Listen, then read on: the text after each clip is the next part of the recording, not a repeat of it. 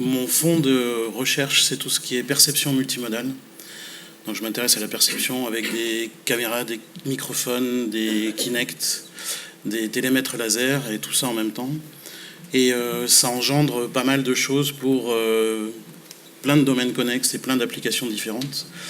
Donc actuellement, on travaille beaucoup sur le maintien de personnes âgées à domicile en utilisant des robots compagnons. C'est quelque chose qui a le vent en poupe. Au niveau sociétal, on envisage d'avoir un impact non négligeable avec ce genre de robots. Et au niveau amélioration de la vie des personnes, on envisage quand même des améliorations nettes, en tout cas pour le maintien à domicile, mais j'en reparlerai. Pour nous, on travaille dans un cadre qui est celui-ci, donc on a un ou des utilisateurs qui sont en lien avec des robots ou des assistants mécaniques et numériques, qui sont en lien avec leur habitat. Donc l'habitat, il a des possibilités d'action, fermer les stores, changer le chauffage, mettre en route le chauffe-eau, plein de choses. Il a aussi des possibilités de perception, il sait quand il y a des personnes à l'intérieur, il sait quand on ouvre une porte, il sait quand on ouvre un placard. Les robots, ils ont tout un système de perception que je détaillerai plus loin, en tout cas les robots qu'on utilise nous. Et au milieu de ça, il y a l'utilisateur, et l'utilisateur, il a besoin de pouvoir interagir avec le robot, avec l'habitat, et que tout ce monde-là fonctionne en bonne intelligence. Donc l'utilisateur, de temps en temps, il est aussi augmenté. Donc pour les jeunes, on a souvent une augmentation qui passe par le smartphone. On peut savoir où vous êtes, on peut savoir ce que vous faites, on peut savoir beaucoup de choses avec votre smartphone. Et pour les personnes âgées, donc, elles ont souvent quelques outils comme par exemple un collier d'appel en cas de problème. Donc ça fait partie des choses où l'on augmente les personnes dans nos recherches, en sachant que dans les recherches que l'on fait nous, on essaye d'augmenter au minimum les personnes. On préfère augmenter soit les robots, soit l'environnement, mais on ne demande pas aux personnes de porter 5 montres et 3 colliers. Et tout ça, ça discute aussi avec le cloud. Alors j'ai mis le cloud parce que c'est à la mode, mais juste pour avoir des informations, par exemple sur la météo, par exemple pour donner bêtement du conseil aux personnes âgées qui sont amenées à sortir.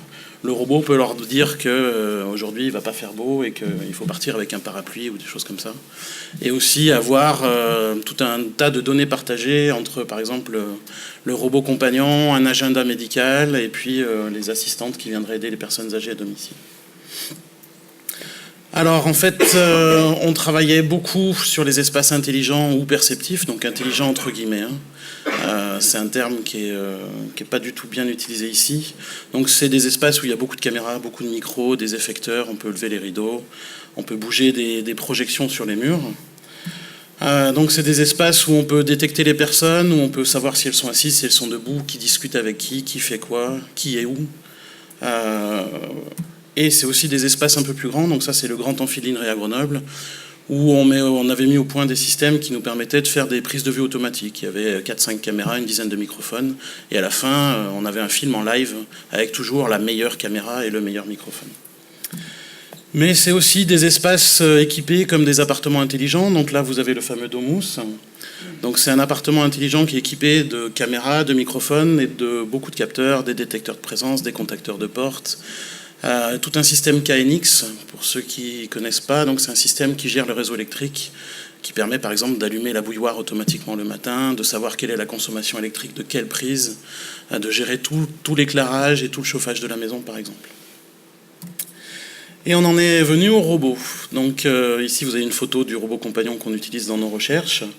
Et en fait le robot c'est un objet de perception mobile et d'action mobile, qui a tout un tas d'avantages. Donc dans les recherches précédentes sur les personnes âgées, on voulait mettre des caméras partout pour faire du maintien à domicile et suivre les personnes dans la journée. Et dans les focus group qu'on a fait avec les personnes âgées, on s'est rendu compte que le problème principal, c'était pas qu'il y ait une caméra, c'était de faire un trou pour mettre la caméra.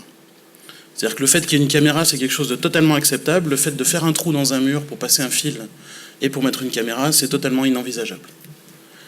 C'est trop perturbant pour les personnes âgées et du coup on s'est rabattu sur des approches où du coup la caméra et tout ce dont on a besoin on le met sur un robot mobile dans l'appartement. Ça a plein de bonnes propriétés, entre autres on a besoin de moins de caméras puisque du coup la caméra va aller au bon endroit plutôt que d'avoir 10 caméras dans l'appartement, on en a 2 ou 3 sur le robot et c'est le robot qui se positionne pour voir ce qu'on veut voir. Alors, quand je parle de perception, je vous parle rapidement de ce que c'est. Donc, la perception, c'est reconnaître. Donc, par exemple, reconnaître dans cette image qu'on a un piéton. C'est identifier. c'est-à-dire reconnaître que dans ce visage c'est Robert, et c'est suivre. Alors suivre, ça veut dire qu'on est capable, une fois qu'on a identifié quelque chose, de le suivre dans ses déplacements, de le suivre dans ses variations. Donc on peut identifier et reconnaître plein de choses, on peut reconnaître ce que vous dites, on peut identifier des personnes, on peut reconnaître des objets, on peut faire énormément de choses. Et une fois qu'on a fait tout ça, il faut pouvoir décider et agir. D'accord ? Donc c'est ça le but, on ne fait pas de la perception juste pour faire de la perception. Le but c'est d'arriver à identifier, suivre, de détecter quelque chose et d'agir pour corriger ou pour améliorer cette chose. Alors, qu'est-ce qu'on peut faire qu'est-ce qu'on fait nous ? On peut faire beaucoup plus de choses que ça, mais on peut gérer facilement tout ce qui est commande domotique. Donc ça, c'est quelque chose qui est vraiment au niveau technologique très au point. Donc gestion du chauffage, de l'alarme, de la sécurité. On peut ouvrir les portes, par exemple, quand on sait que la personne qui est en train de sonner, c'est la personne qui vient aider la personne âgée. Le robot peut déclencher l'ouverture de la porte sans aucun problème. On peut faire du suivi médical à distance, donc on peut vérifier que la personne elle a pris ses médicaments. On peut calculer tout un ensemble de paramètres qui nous permettent d'envisager, de calculer des indicateurs de l'état de santé et de fragilité de la personne. Donc par exemple la longueur des pas, les temps de déplacement d'une pièce à une autre, les rythmes de vie. Si une personne elle commence à se lever au milieu de la nuit pour manger, c'est que clairement elle est en train de se décaler. On fait aussi ce qu'on appelle des jeux sérieux. Donc on a tout un type de... les principaux qu'on fait, c'est donc du maintien cognitif et du maintien physique en lien avec le personnel médical pour permettre d'avoir une activité cognitive et physique de la personne. On fait de l'aide à la vie quotidienne, donc on prépare les itinéraires de la personne qui doit aller chez le médecin. On lui dit qu'il faut prendre le parapluie puisqu'il y a un risque de pluie. On vérifie qu'elle a bien tout pris. Le robot la questionne pour savoir si elle a pris ses clés avant qu'elle sorte, etc. Et on fait aussi du maintien de lien social. Si le robot, ça fait 2 jours qu'il n'y a personne qui est venu, qu'il n'y a pas eu un coup de téléphone, etc., le robot peut être à l'initiative d'une visioconférence avec un membre de la famille, par exemple, histoire que la personne puisse communiquer avec quelqu'un. Donc après, on peut faire de l'assistance, donc on peut faire de l'assistance mécanique, avec des systèmes pour aider les personnes à se relever dans la baignoire, par exemple. Et on peut faire de la gestion des urgences. Donc si le robot, ça fait longtemps qu'il n'a pas vu la personne, il va commencer à la chercher dans l'appartement. S'il voit la personne par terre, il va appeler les secours qui, seul moment où la caméra sera accessible de l'extérieur, pourront prendre la main sur la caméra du robot et discuter en visioconférence avec la personne qui est par terre, tout en déclenchant les secours en parallèle.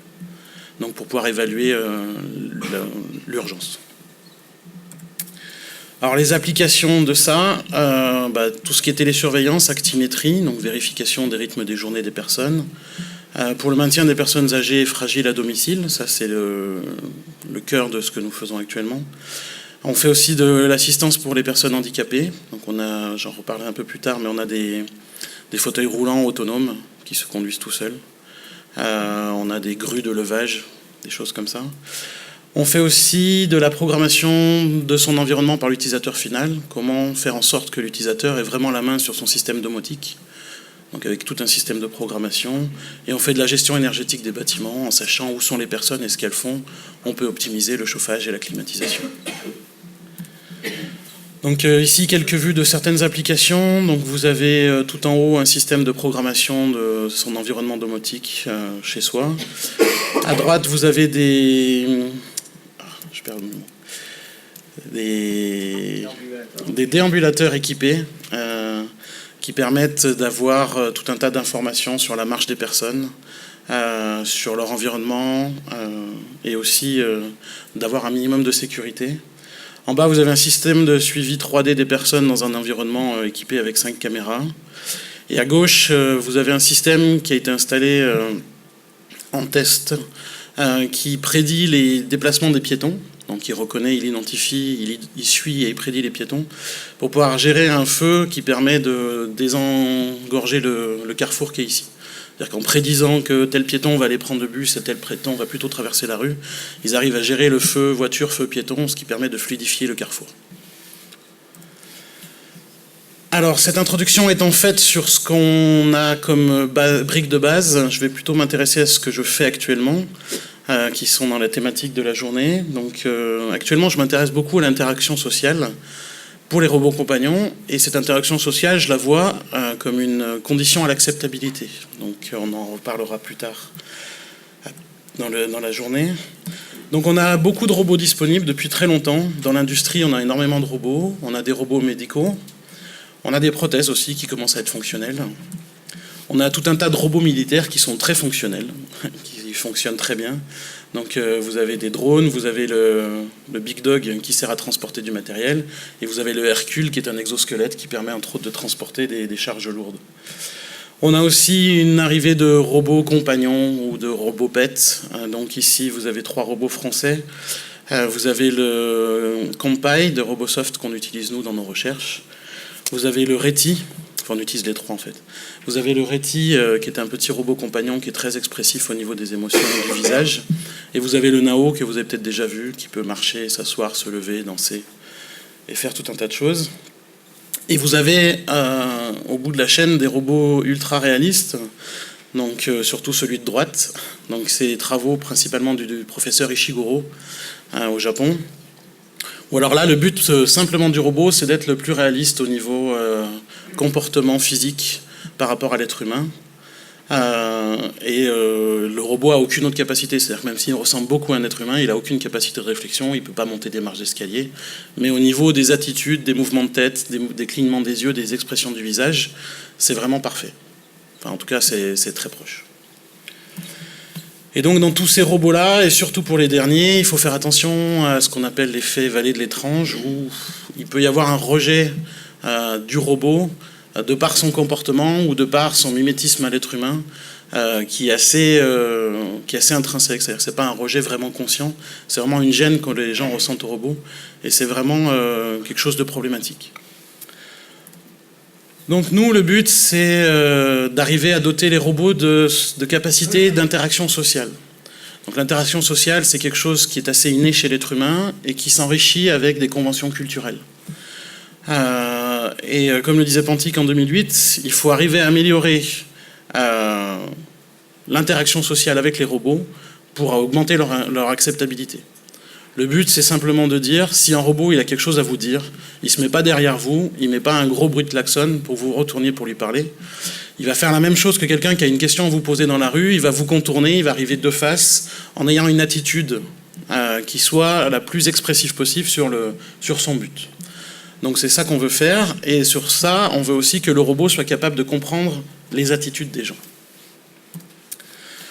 Donc des personnes qui veulent interagir ou qui interagissent, elles envoient plein de signaux sociaux. Il y a des signaux totalement contrôlés, ce que je dis, comment je le dis, même si je n'ai pas le contrôle total de comment je le dis.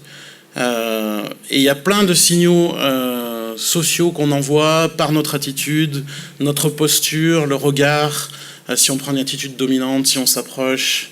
Et donc tous ces signaux-là sont des signaux que nos robots... que les robots qu'on développe nous, on essaye de leur donner en entrée, pour qu'ils puissent prendre de bonnes décisions et comprendre ce que font les êtres humains autour d'eux. Donc voilà, on utilise un robot compagnon qui est le Compay de Robosoft, qu'on a équipé avec donc, la nouvelle version, il a 2 Kinect, il a un télémètre laser, il a plein de choses pour lui permettre de faire des distances, il a des caméras, et puis il a un PC tablette qui permet des interactions plus au niveau des jeux par exemple. Donc avec ça, qu'est-ce qu'on perçoit? Donc là, on a par exemple une personne qui s'approche du robot. Donc ça, c'est la vue du robot. Et donc on perçoit par exemple donc, le déplacement. Donc on détecte qu'il y a un piéton. On perçoit son déplacement, sa vitesse. On sait s'il parle ou s'il ne parle pas. On sait d'où vient le son. On détecte les visages dans l'image aussi. Donc on a la position et la taille des images dans l'image.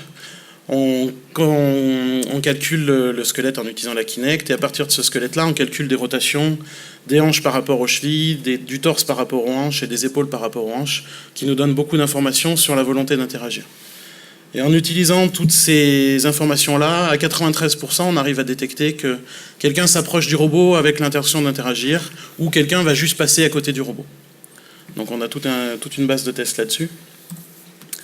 Et donc le but, c'est d'arriver à avoir un comportement sociable des robots.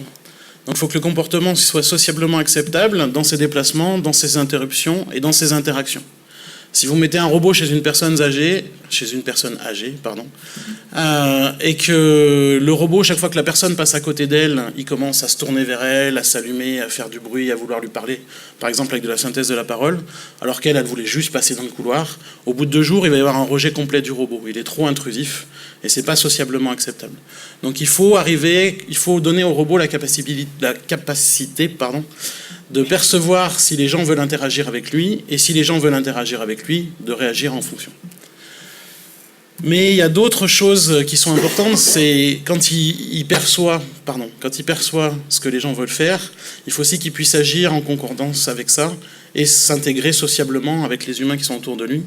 Donc on a d'autres applications avec une chaise roulante autoguidée, donc qui est aussi équipée avec des Kinect, avec des télémètres laser, qui permet de détecter les interactions entre les humains qui sont autour d'elle. Donc par exemple, savoir qu'il y a 2 personnes qui sont en train de discuter entre elles, et qui calcule un trajet qui respecte les interactions sociales entre les humains et entre la chaise et l'humain.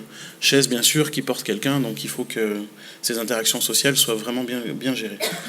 Donc au milieu des humains, il ne faut pas gêner. Si 2 personnes sont en train de passer et que le meilleur chemin pour aller à la porte, c'est au milieu des 2 personnes, eh bien, il ne faut pas passer au milieu des 2 personnes, c'est aussi bête que ça. Et avec les humains, il faut bien se comporter. Si la personne qui est sur le fauteuil, elle souhaite aller discuter avec quelqu'un, il ne faut pas juste arriver derrière. Il faut que la chaise prenne l'initiative, tout en évitant les autres humains, de le contourner pour l'amener de face, comme le ferait un humain pour discuter. Alors je vais terminer sur quelques conclusions qui sont un peu plus généralistes que ce que je vous ai présenté. Alors les technologies pour faire ce genre de choses sont matures, c'est vraiment des choses qui marchent. Ce que je vous ai fait voir là, ce dont je vous ai parlé, c'est des choses qui marchent. On a fait énormément de progrès dans beaucoup de domaines, en robotique entre autres, mais aussi en informatique. Et on arrive à des capacités de production de masse sur certains types de robots, entre autres sur les robots domestiques, mais ce n'est pas les seuls. On a un intérêt grandissant des utilisateurs potentiels. Donc de mon point de vue, on a un retour à ce qu'il y avait au début des années 80, où on avait des robots partout, dans les séries télé, dans les films, dans la pub, et on avait une grosse attente. Moi, je me souviens avoir eu une grosse attente au milieu des années 80 sur l'avènement des robots. On en parlait beaucoup. Et c'est quelque chose qui est un peu retombé dans les années 90 et 2000 et qui revient un peu. Et puis on a beaucoup de robots domestiques. Le Roomba est quelque chose le Roomba ou les aspirateurs domestiques est quelque chose qui se développe beaucoup. On en a même pour laver les vitres maintenant, et c'est vraiment quelque chose qui est en plein essor. Et au niveau sociétal, sur la partie maintien de personnes âgées et ou fragiles à domicile, on a un vieillissement de la population. Et là-dessus, on a 2 enjeux. On a un enjeu de société qui est il faut s'occuper des personnes âgées et des personnes fragiles, c'est bien évident. Et les technologies qui permettent le maintien à domicile, elles doivent d'une part permettre de réduire les coûts financiers. Il ne faut pas se leurrer, s'il y a beaucoup de recherches là-dessus et des financements sur des projets européens ou des appels ANR sur ces thématiques-là, c'est pour avoir des améliorations des aspects financiers. Mais on a aussi une réduction des coûts humains, parce qu'on se rend compte quand on discute avec des personnes qui gèrent par exemple des personnes en début d'Alzheimer chez elles, que c'est vraiment quelque chose de lourd à charger, à faire. Et du coup, si on peut les décharger un petit peu de cette charge-là, tout en les sécurisant, c'est vraiment un gain humain qu'on aura volontiers. Alors ça, c'est la Gartner Hype Curve, donc c'est une courbe sur l'acceptation des technologies. Ça vaut ce que ça vaut, ils font une courbe toutes les années. Ça, c'est celle de 2012.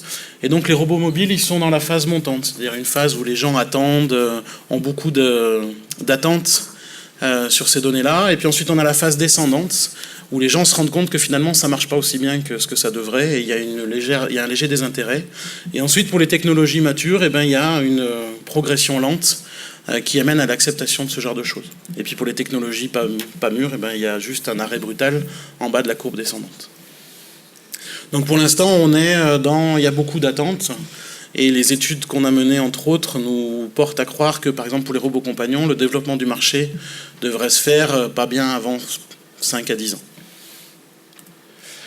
Alors je voudrais terminer par quelques aspects éthiques, même si j'empiète un peu sur les présentations de mes camarades présentateurs après. Tout ce que je vous ai proposé là, c'est un gros impact sur notre société, et donc on en revient toujours à est-ce que Big Brother is watching us? Alors oui, toute technologie, une utilisation malhonnête. Vos téléphones portables, il y a eu des utilisations malhonnêtes et il y en aura encore. On a un gros problème de respect de la vie privée. On a des caméras qui enregistrent des choses. Qu'est-ce qu'on en fait? Comment on les traite? Comment on rassure les gens sur le traitement qu'on en fait? Et donc ça rejoint toutes les problématiques de passeport biométrique et toutes les problématiques aussi d'acceptabilité. Si on regarde les informations que nous, on arrive à capter, c'est largement moins que ce que les gens donnent bien volontairement aux réseaux sociaux. Alors après, la question qu'il va falloir se poser, c'est jusqu'à où on veut aller. Donc il va falloir être vigilant. Encore une fois, on peut faire tout et n'importe quoi, mais la meilleure des technologies a une utilisation malhonnête, c'est presque toujours certain. Et si on prend juste l'exemple des prothèses et des exosquelettes, est-ce qu'on doit créer des surhumains? C'est une question. Avec un exosquelette, on peut rendre quelqu'un de beaucoup plus fort qu'un être humain standard. Et si on prend l'exemple de Pistorius, donc, qui a été le premier handicapé à courir avec des valides au JO de Londres, il n'a pas été autorisé à courir avec ses dernières prothèses. Parce que s'il avait couru avec sa dernière génération de prothèses, il était vainqueur sûr. Donc c'était un surhumain, c'est-à-dire qu'avec sa dernière génération de prothèses, il court plus vite que n'importe quel être humain. Et le dernier point, qui sont un peu plus long terme, c'est est-ce qu'on devra donner des droits aux robots? Alors, on a donné des droits aux chiens, par exemple, et aux chats et aux animaux, bien qu'en France, le chien, le chat et le cheval ne sont que des meubles. On leur a quand même donné des droits, vous ne pouvez pas battre votre chien. Et plus tard, avec le développement des intelligences artificielles dans les robots, etc., il va très certainement falloir leur donner des devoirs, donc des lois à respecter.